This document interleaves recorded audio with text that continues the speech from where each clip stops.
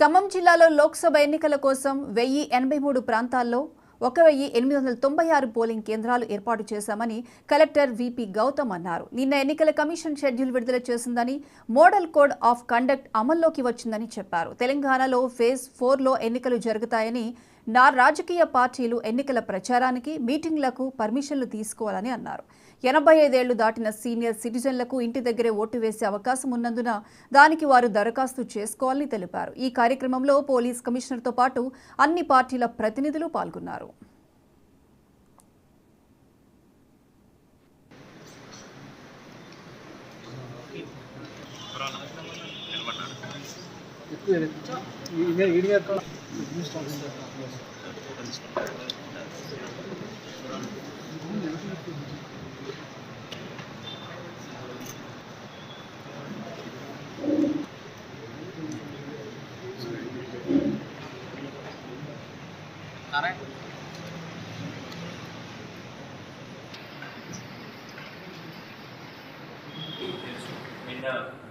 Election commission of India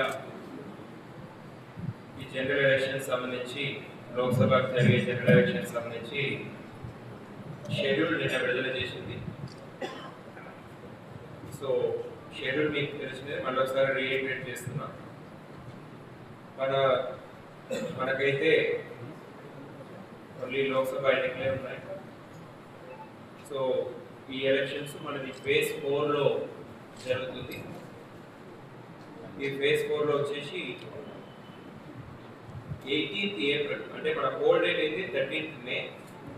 13th May is the D day. ఆ రోజు polling జరుగుతుంది.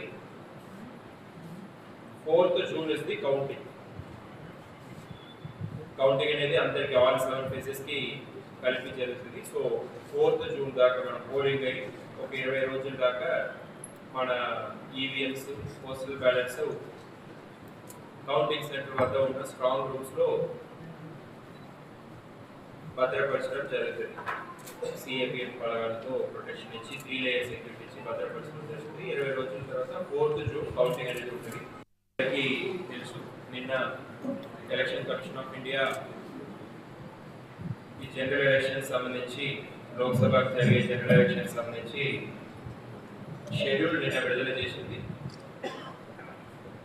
So schedule మీకు తెలిసిందే, మళ్ళీ ఒకసారి రీఇటరేట్ చేస్తున్నాం. మనకైతే ఓన్లీ లోక్సభ ఎన్నికలే ఉన్నాయి. సో ఈ ఎలక్షన్స్ మనది ఫేజ్